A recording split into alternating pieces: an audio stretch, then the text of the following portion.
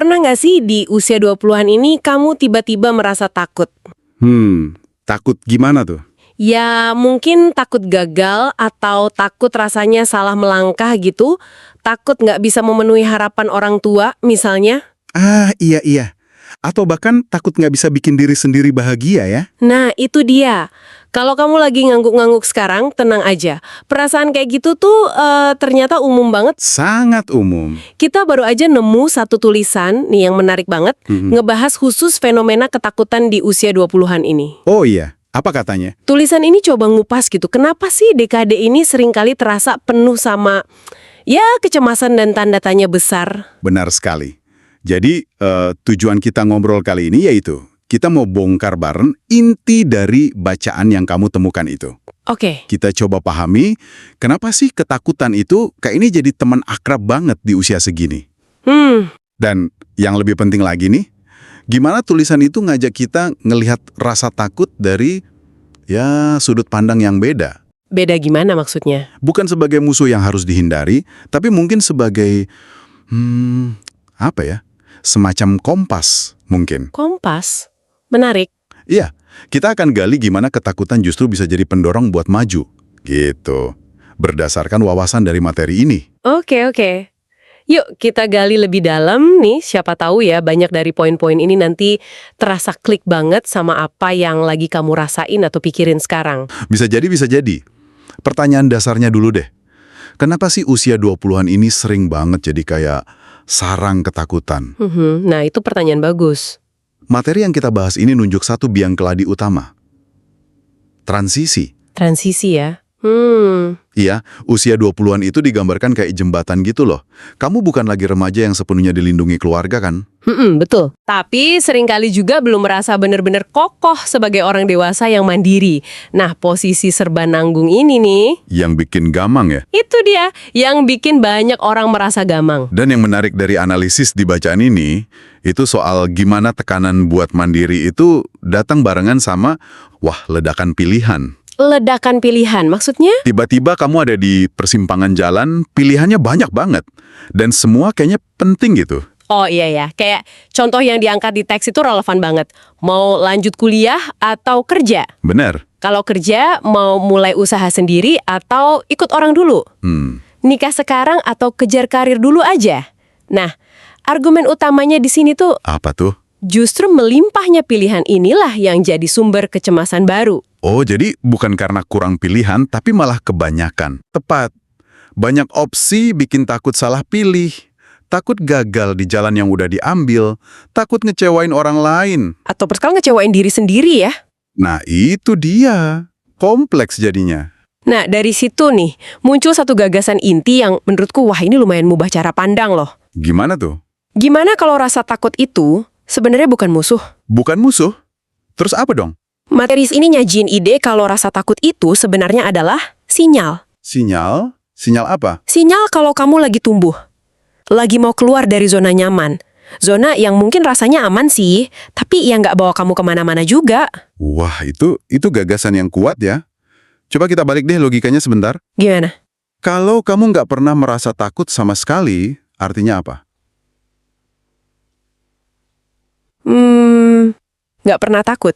Ya, bagus dong. Menurut alur pemikiran di tulisan ini, bisa jadi itu malah tanda kamu lagi stagnan. Nggak nyoba hal baru, nggak melangkah ke tempat asing, nggak berkembang. Jadi pesan kuncinya, jadi jelaskan? Apa tuh pesan kuncinya? Saat rasa takut itu muncul, respons alami kita mungkin pengen lari ya. Tapi tulisan ini nyaranin sebaliknya, hadapi. Hadapi. Waduh, bahkan ada saran praktisnya loh di dalam semacam penguat internal gitu yang bisa kamu bisikin ke diri sendiri. Oke, aku takut nih, tapi aku akan tetap melangkah. Aku takut, tapi aku tetap akan melangkah.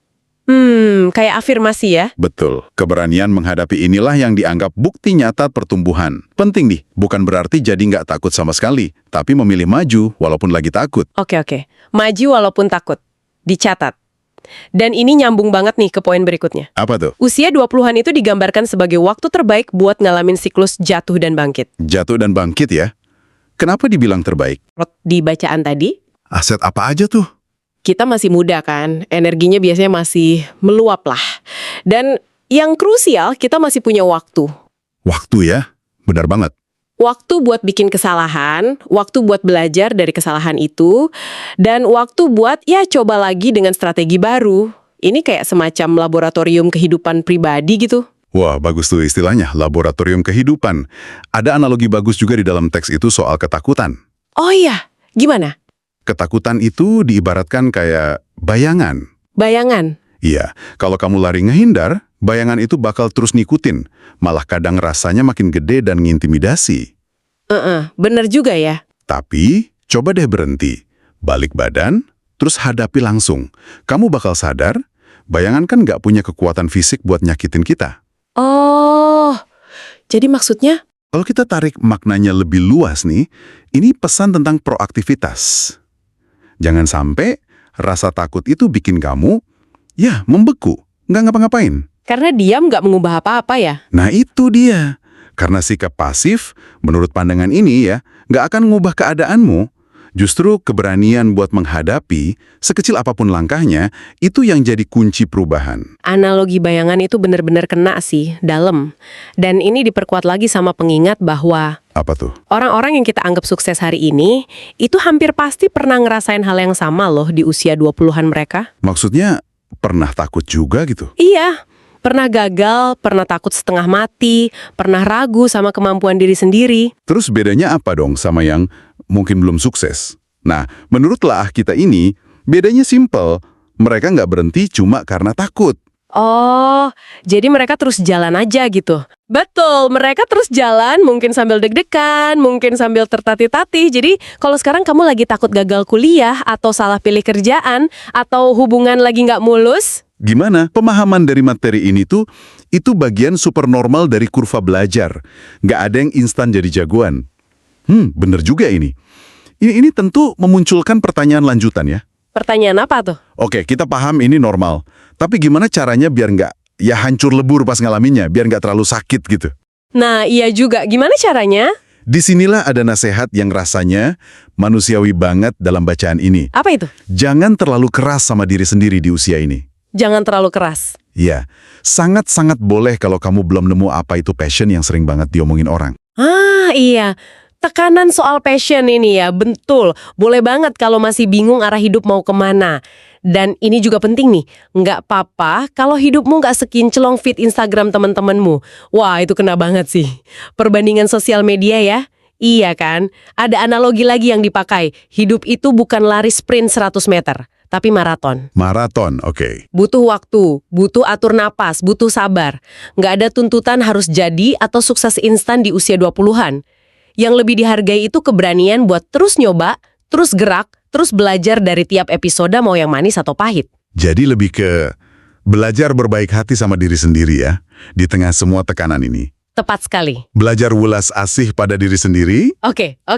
Jadi kita udah sepakat nih, takut itu wajar, bagian dari tumbuh kembang, dan usia 20-an ini arena belajar yang sah. Pertanyaan berikutnya, Apalagi? gimana caranya biar rasa takut ini nggak malah bikin kita jadi patung? Jadi diam aja gitu. Nah, itu dia tantangannya. Ini bagian yang paling praktis nih dari materi yang kita bedah. Idenya adalah jangan biarin ketakutan ngelumpuin kamu, tapi balikan jadi bahan bakar. Dibalikan jadi bahan bakar. Gimana caranya tuh? Ada contoh-contoh konkretnya? Misalnya nih, Oke. kamu takut gagal dalam studi atau pekerjaan. Nah, jangan biarin rasa takut itu bikin kamu nggak berani nyoba. Tapi pakai energi ketakutan itu buat, ya, belajar lebih giat, persiapan lebih matang. Oh, jadi energinya dialihkan ya? Betul. Contoh lain, takut hidup susah. Iya. Banyak yang takut itu. Jadikan itu cambuk buat kerja lebih cerdas, cari peluang baru, atau belajar kelola uang lebih baik. Masuk akal, masuk akal. Takut merasa sendirian, gunakan itu sebagai momen introspeksi.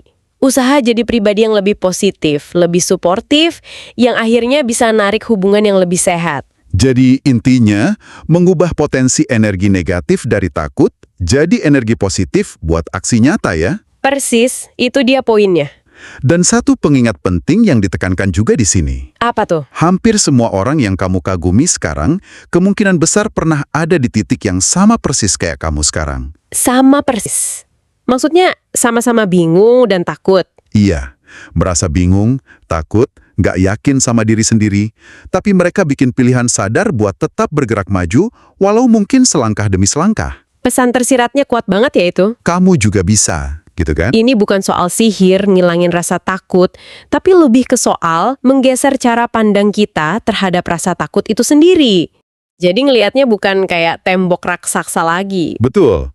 Mungkin lebih kayak alarm pengingat aja, gitu. Pengingat buat bertindak lebih bijak, lebih gigih. Wah, ini ngebawa kita ke salah satu pesan kunci yang menurutku paling kuat dari seluruh pembahasan ini deh. Apa itu yang paling kuat?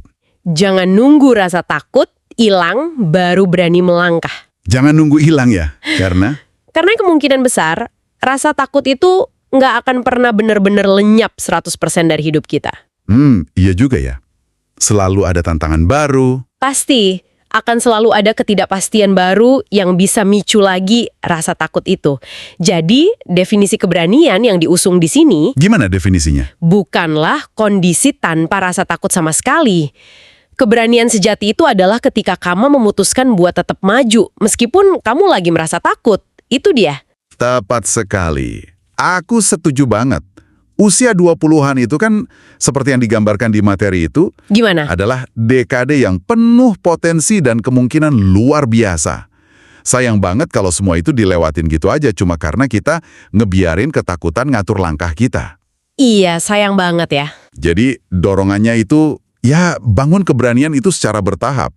Ada semangat aksi yang kerasa banget di bagian akhir tulisan itu kayak semacam mantra gitu. Mantra gimana tuh? Hari ini melangkah kecil, besok coba lebih besar.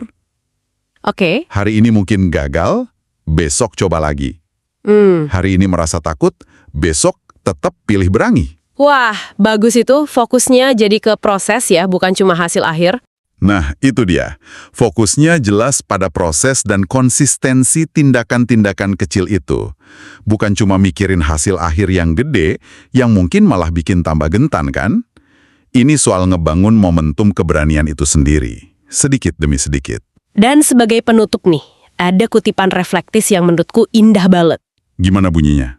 Dikatakan bahwa nanti suatu saat kalau kamu nengok ke belakang, kamu mungkin bakal senyum ngenang masa ini. Senyum kenapa? Kamu bakal bersyukur karena dulu di tengah ketakutan itu, kamu nggak milih nyerah. Bersyukur karena kamu tetap maksa kaki melangkah, walau mungkin lutut gemeteran hebat. Kenapa bersyukur? Karena semua pengalaman itu, termasuk rasa takut dan keberanianmu ngadepinnya, itulah yang nempa kamu jadi pribadi yang lebih utuh, lebih kuat, lebih bijak hari ini. Wah, dalam banget ya. Iya kan? Jadi setelah dengar semua ini, apa artinya buat kamu yang lagi dengerin pesan intinya yang pengen kami sampaikan lagi berdasarkan pemahaman kita atas materi ini ya, khusus buat kamu yang lagi navigasi usia 20-an. Apa pesannya? Jangan sampai kamu takut sama ketakutanmu sendiri.